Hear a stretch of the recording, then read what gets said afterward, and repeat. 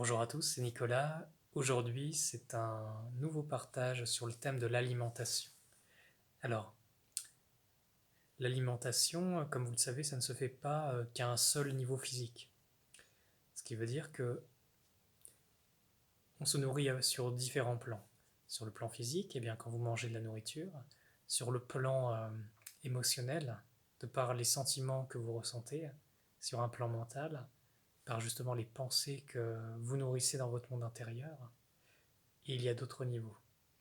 Donc, ce qui veut dire, pour ceux qui font très attention à leur alimentation, eh bien, euh, et aux autres aussi, eh bien, la façon dont vous vivez vos émotions, la façon dont vous pensez, et la façon dont vous vivez, en fait, vont vous nourrir.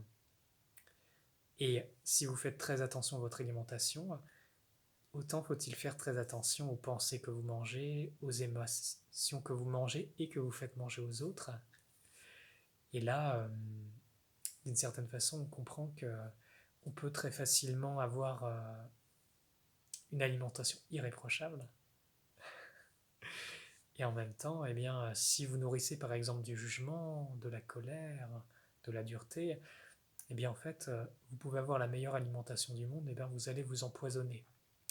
Pourquoi? Parce que, admettons, vous mangez, je ne sais pas, votre salade, et vous dites, ah, tous ces carnivores, ah, ils polluent la planète, c'est terrible, ils sont inconscients.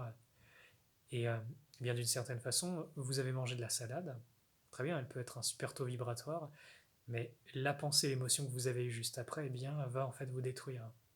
Et pas que vous, même votre environnement autour. Imaginez que, eh bien, quand vous êtes en présence d'un arbre, d'une personne, d'un animal, eh bien, vos champs énergétiques interagissent les uns avec les autres. Ça veut dire si vous cultivez par exemple la colère, la haine, vous voyez, la souffrance, le jugement, ouais, le non-amour, et bien d'une certaine façon, votre corps en énergétique, et aussi votre corps énergétique interne, hein, en est rempli. Ce qui veut dire, quand vous allez être en contact avec une autre personne, eh bien, peut-être que vous allez lui faire je ne sais pas, un topo sur l'alimentation végane, par exemple. Eh bien là, oui, votre intention est peut-être bonne, vous avez envie de faire du bien, mais si vous ne vous y prenez pas avec amour, douceur, tact, bienveillance, eh bien, vous créez l'effet complètement inverse de ce que vous voulez.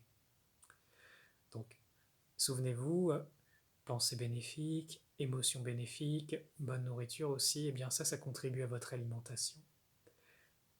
Dans ce monde, on se nourrit les uns des autres. Vibratoirement, vous êtes à côté de quelqu'un qui vibre très bien. Waouh, vous allez vous nourrir, vous allez vous emplir de son énergie.